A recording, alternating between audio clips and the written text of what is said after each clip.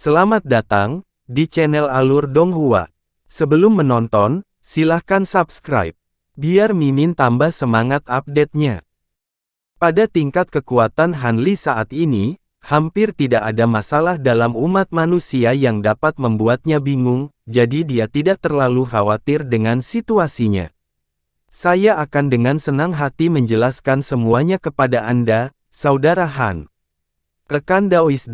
Rekan Daois Han baru saja kembali ke kota, jadi Anda tidak keberatan jika saya memberitahunya tentang keadaan terkini, bukan? Lagi pula, masalah ini menyangkut muridnya, Penatua Gu bertanya dengan ekspresi serius. Muridku, tentu saja tidak. Hanli sedikit goyah setelah mendengar ini, sementara Duyu segera menyetujui permintaan tersebut. Memang, masalah ini menyangkut salah satu murid Anda, Saudara Han. Apakah saya benar menyatakan bahwa Anda memiliki seorang murid yang memiliki akar spiritual petir resesif, Saudara Han? Penatua Gu bertanya. Kamu pasti mengacu pada Hai Yue Tian. Dia memang memiliki akar spiritual petir resesif, tapi aku tidak ingat pernah memberitahu siapapun tentang ini. Bagaimana kalian semua tahu tentang ini? Hanli bertanya saat ekspresinya sedikit berubah. Rupanya, muridmu secara tidak sengaja mengungkapkan ini sendiri saat mabuk sambil mengoceh di sebuah pertemuan, Biksu Buddha Jin Yue menjelaskan. Begitu, muridku ini selalu ceroboh, jadi aku tidak terkejut mendengarnya. Ayo, Saudara Gu, desah Hanli dengan pasrah. Penatua Gu senyum yang agak canggung sebelum melanjutkan. Saya yakin Anda bahkan lebih menyadari sifat khusus dari akar spiritual petir resesif daripada kita, rekan Taois Han. Para tetua dari Pulau Suci diberitahu tentang masalah ini, jadi mereka mengeluarkan undangan kepada murid Anda belum lama ini untuk meminjam kekuatan akar spiritual petir resesifnya. Saya akan meminta rekan Daois Duyu untuk mengungkapkan sisa situasinya kepada Anda, kata Penatua Gu, tunduk pada Duyu untuk melanjutkan penjelasan. Semua tetua lainnya yang hadir benar-benar terkesan dengan defleksi cerdik Tetua Gu. Jika dia memberi tahu Hanli segalanya sebagai pengganti utusan Pulau Suci, tidak benar bagi mereka untuk mengungkapkan ketidaksenangan apapun di sini, tetapi mereka pasti tidak akan senang. Dengan demikian, Tetua Gu pada dasarnya membantu Duyu dengan mengizinkannya untuk menguraikan situasinya, dan sekarang negosiasi akan dilakukan antara Hanli dan Duyu. Panel tetua tidak akan menimbulkan kemarahan orang Pulau Suci atau Hanli terlepas dari hasil akhirnya. Duyu segera melihat niat Penatua Gu, dan dia mengangguk ketika berkata, kalau begitu, izinkan saya untuk menjelaskan situasinya.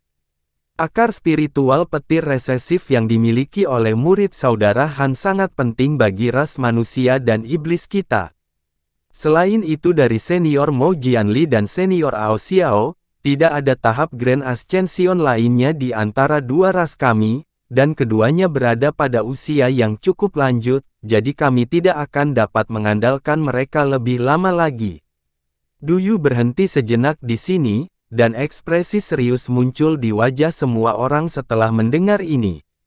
Tanpa tahap Grand Ascension bertindak sebagai kekuatan penuntun, nasib kedua ras kita akan segera jatuh ke dalam kesulitan. Karena itu, Pulau Suci telah melakukan yang terbaik untuk menciptakan makhluk tahap Grand Ascension lainnya untuk dua ras kita. Jika kultivator Grand Ascension lain dapat muncul di antara barisan kami masih tidak dapat membandingkan dengan ras superpower dari alam roh, tetapi keamanan kedua ras kami akan dijamin selama puluhan ribu tahun. Tetua Pulau Suci telah setuju untuk mengumpulkan semua sumber daya pulau untuk membantu makhluk tahap integrasi tubuh akhir di pulau itu dalam upaya terobosan mereka. Oleh karena itu, kami mengundang murid Anda ke pulau untuk kebaikan yang lebih besar. Saya harap Anda dapat melihat gambaran yang lebih besar dan mengizinkan murid Anda untuk ikut bersama kami ke Pulau Suci, Saudara Han. Jelas bahwa Duyu telah mengenali Hanli sebagai penghalang terbesar yang berdiri di hadapannya, Jadi dia berbicara langsung dengan Han Li dan sama sekali mengabaikan para tetua kota surga dalam. Jadi apa yang kamu katakan adalah bahwa Pulau Suci mengirim 3 utusan ke kota untuk muridku? Han Li meringkas saat ekspresi dingin muncul di wajahnya, dan ketidaksenangan dalam suaranya sangat jelas. Hati Du Yu sedikit tersentak saat mendengar ini, tapi dia tidak menunjukkan niat untuk mundur. Saya dapat meyakinkan Anda bahwa tidak ada bahaya mematikan yang akan menimpa murid Anda di Pulau Suci, dan Pulau Suci kami pasti akan menghadiahinya dengan mahal atas usahanya. Murid saya ini hanya bersama saya untuk waktu yang singkat, dan basis kultivasinya tidak terlalu maju. Jika dia menggunakan akar spiritual petir resesifnya untuk meniadakan kesengsaraan petir sejati tahap Grand Ascension, setidaknya dia harus maju ke tahap tempering spasial agar bisa berguna. Saya tahu sekitar 7 metode yang dapat secara paksa meningkatkan basis kultivasi seseorang sampai sejauh itu, dan semuanya membutuhkan tenaga yang berlebihan dari potensi laten dan umur seseorang. Bahkan jika murid saya tidak binasa selama kesusahan, dia tidak akan bisa mendapatkan keuntungan dari hadiah yang diberikan kepadanya oleh Pulau Suci. Ekspresi Han Li semakin gelap saat dia berbicara. Muridmu memang akan menimbulkan tingkat risiko tertentu di sini, tetapi kemakmuran dua ras kita bergantung pada masalah ini. Aku yakin aku tidak perlu mendidikmu tentang mana yang lebih penting antara satu orang dan dua ras, rekan Taois Han, sela pria berambut kuning yang duduk di samping Du Yu. Saya, tentu saja, sangat menyadari hal itu, tetapi saya ingin tahu apakah penyertaan murid saya akan menjamin bahwa makhluk tahap kenaikan besar baru akan muncul dari Pulau Suci. Jika Anda dapat bersumpah pada setan batin Anda, maka saya akan dengan senang hati membiarkan dia pergi bersama Anda. Jika tidak, jika peluang keberhasilannya sangat tipis, lalu mengapa murid saya harus mengorbankan diri? Untuk apa? Apakah Anda pikir saya adalah seseorang yang dapat Anda jalani tanpa akibat? Han Li telah menghilangkan semua basa-basi pada saat ini. Ekspresi 3 utusan Pulau Suci semuanya menjadi sangat tegang setelah mendengar ini, sementara para tetua kota saling bertukar pandang sebelum memilih untuk tetap diam. Jelas bahwa panel tetua telah memutuskan bahwa mereka tidak akan mengambil bagian lebih lanjut dalam masalah ini.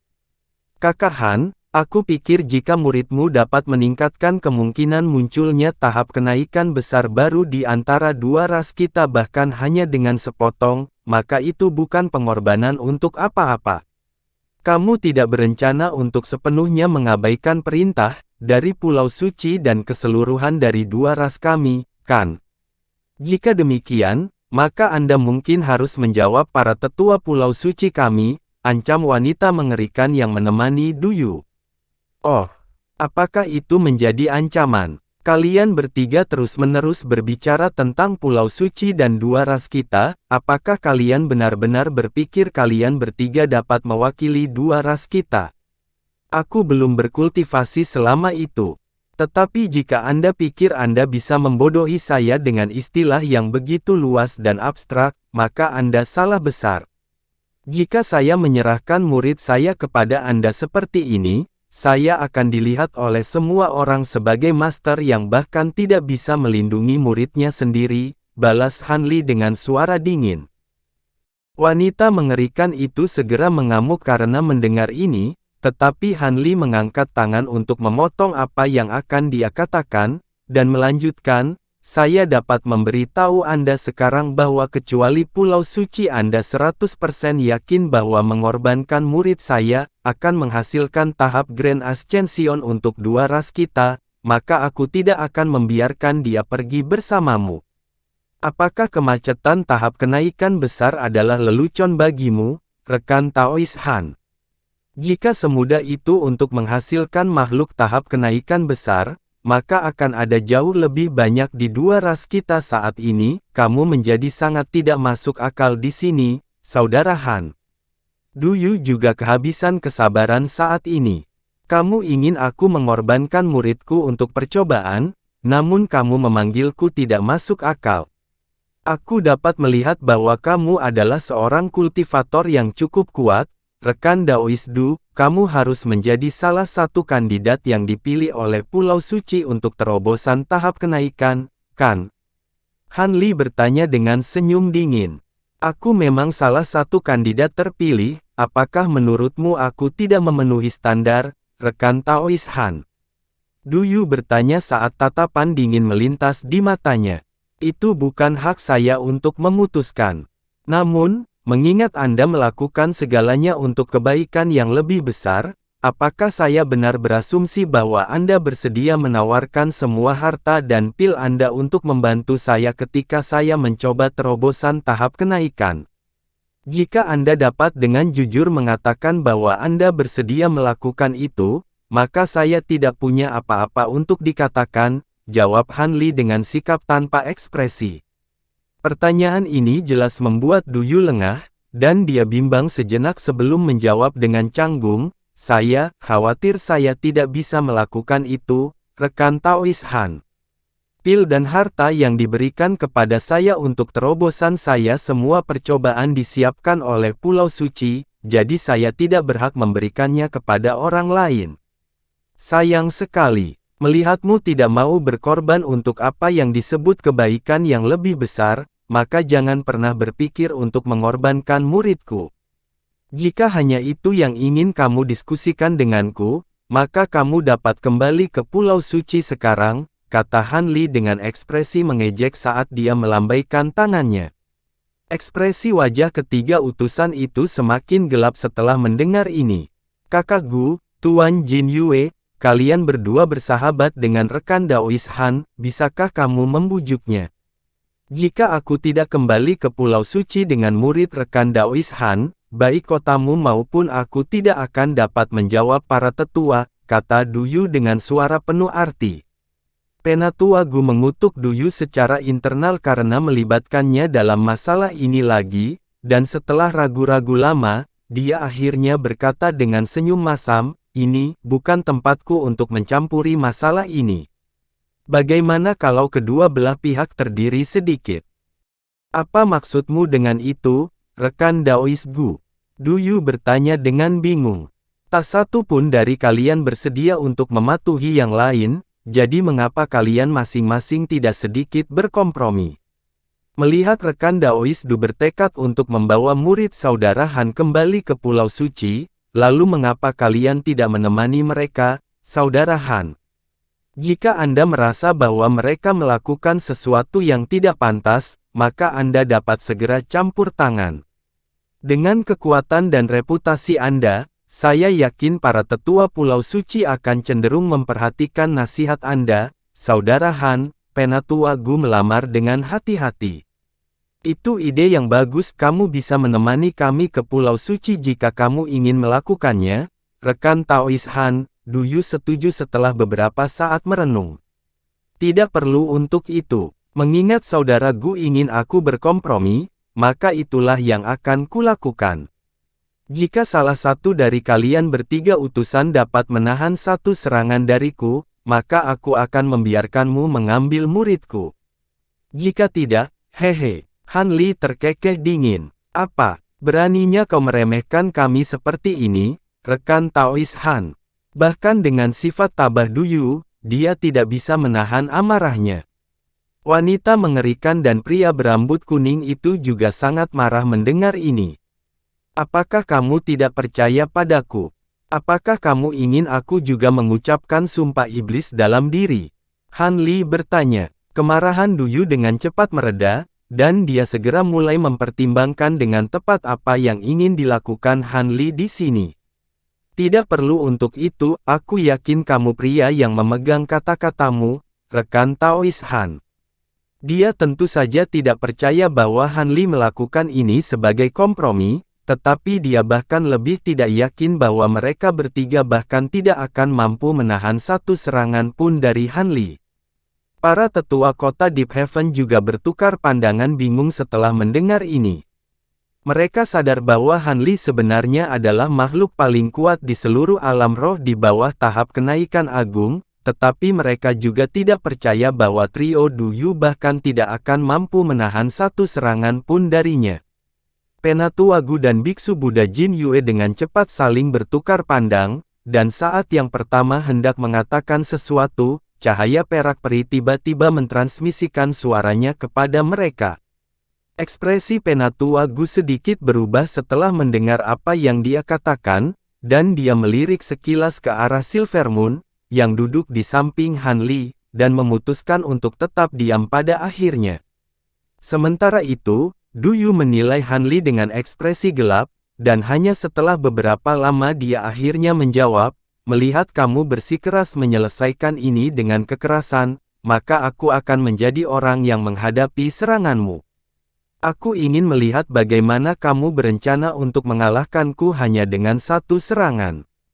Setelah mengetahui bahwa para tetua kota Deep Heaven bertekad untuk mengambil sikap netral, Duyu memutuskan untuk menerima lamaran Han Li. Meskipun dia agak curiga dengan tampilan angkuh Han Li, dia bahkan lebih percaya diri dengan kekuatannya sendiri. Dengan seni kultivasi Buddha yang kuat yang telah dia kuasai dan harta yang dimilikinya, dia yakin bahwa dia akan mampu menahan serangan dari seorang kultivator dengan kaliber yang sama.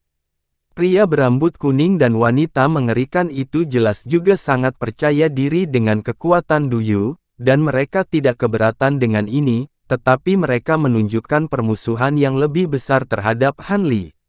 Sebagai utusan Pulau Suci, mereka selalu diperlakukan dengan hormat kemanapun mereka pergi.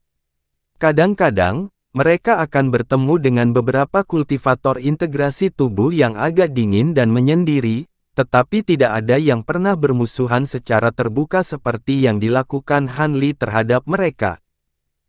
Setelah mendapat persetujuan dari Duyu, Han Li langsung tertawa terbahak-bahak.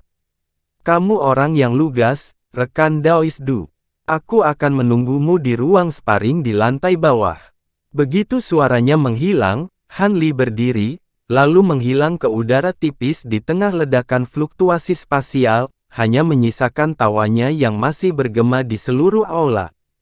Penampilan Han Li yang acuh tak acuh dan kemampuan spasial segera membawa sedikit kewaspadaan ke mata Duyu. Dia juga bisa berteleportasi dengan merobek ruang, tapi dia tidak bisa melakukannya semudah Han Li. Ini membuatnya sedikit lebih berhati-hati, tetapi dia masih cukup percaya diri dengan kemampuannya sendiri. Tepat pada saat ini, Taois Xie juga bangkit sebelum menyapu lengan ke arah Silver Moon dan Zhu Guo'er melepaskan semburan cahaya perak untuk menyelimuti keduanya. Setelah itu, mereka bertiga juga menghilang di tengah kilatan petir perak, dan hati Duyu tersentak lagi saat melihat ini. Dia segera menoleh ke Penatua Gu, dan bertanya, "Siapa rekan Daois itu, Saudara Gu?" Dia tampaknya cukup kuat juga. Perhatian mereka sepenuhnya terfokus pada Han Li sebelumnya, dan Taois Xie sengaja menekan auranya, jadi tidak ada yang memperhatikannya. Namun, Tetua Gu sama terkejutnya dengan Duyu, dan setelah bertukar pandangan dengan tetua lainnya, dia menggelengkan kepalanya, dan menjawab, "Ini adalah pertama kalinya aku melihat rekan Daois itu juga." Setelah beberapa saat ragu-ragu, ekspresi Duyu kembali normal, dan dia berkata, "Kurasa kita akan segera mengetahui siapa dia. Lagi pula, aku akan menghadapi rekan Taois Han, jadi tidak masalah betapa kuatnya dia. Ayo pergi, Saudara Gu." Tetua Gu hanya bisa menahan keterkejutannya sendiri setelah mendengar ini, dan mengangguk. Jadi, semua orang juga berangkat dari aula satu demi satu. Sekitar 15 menit kemudian, penghalang cahaya raksasa diaktifkan di dalam aula besar dengan luas beberapa ribu kaki, yang mencakup hampir seluruh aula di bawahnya. Tinggi di udara dalam penghalang cahaya, Han Li dan Duyu saling berhadapan dari jauh. Duyu mengenakan ekspresi agak waspada, sementara Han Li santai seperti biasa dan tangannya tergenggam di belakang punggungnya. "Izinkan saya memastikan untuk terakhir kalinya bahwa Anda akan mengizinkan saya untuk mengambil murid Anda selama saya dapat menahan serangan dari Anda," kata Duyu tiba-tiba. "Itu benar. Selama kamu bisa menahan satu serangan dariku, aku tidak akan menentangmu bahkan jika kamu berniat untuk membawa semua muridku ke Pulau Suci. Namun, jika kamu tidak bisa, maka kamu harus kembali ke Pulau Suci dengan tangan kosong, jawab Han Li tanpa kompromi. Baiklah, kalau begitu lanjutkan, desak Du Yu dengan ekspresi gelap. Han Li terkekeh dingin setelah mendengar ini, dan tiba-tiba, Provenance True Devil Projection miliknya muncul di belakangnya di tengah kilatan cahaya keemasan. Setelah itu, embusan angin kencang meletus dari tubuh proyeksi, dan itu membuat segel tangan dengan masing-masing dari 6 tangannya secara bersamaan, di mana ia membengkak hingga berukuran sekitar 800 kaki dengan busur petir emas yang tak terhitung jumlahnya mengalir di seluruh tubuhnya. Proyeksi membuka keenam matanya sekaligus, lalu perlahan-lahan mengulurkan tangan raksasa sebelum membuat gerakan meraih. Tangan besar itu tampaknya bergerak sangat lambat, tetapi mengeluarkan aura menakutkan yang mengancam akan menghancurkan seluruh ruang. Ekspresi Du Yu berubah drastis setelah merasakan aura menakutkan ini, dan dia segera meletakkan tangan ke belakang kepalanya, lalu membuka mulutnya untuk melepaskan sebuah buku giok yang diselimuti bola cahaya putih. Pada saat yang sama, dia mengayunkan lengan bajunya yang lain ke udara, memanggil batu tinta putih murni di tengah semburan kabut putih. Batu tinta berisi sejenis cairan perak yang tidak diketahui, dan segera setelah kedua benda itu muncul, mereka mulai berputar di atas kepala Du Yu, dengan satu harta melepaskan semburan cahaya 5 warna, dan rune emas dan perak yang tak terhitung jumlahnya melonjak keluar dari lain dalam kegilaan. Di antara dua item ini, satu adalah harta karun roh ilahi yang kuat, sementara yang lain adalah harta yang lebih langka yang disempurnakan dari pecahan harta karun surgawi yang mendalam. Sedikit keterkejutan melintas di mata Han Li saat melihat kedua harta ini, tetapi dia kemudian segera mendengus dingin, dan serangkaian pola perak muncul di telapak tangan raksasa yang turun, membentuk sekitar selusin formasi perak dengan ukuran berbeda sekaligus. Detik berikutnya, tangan emas besar membengkak sedikit dalam ukuran, lalu langsung berubah warna keunguan keemasan.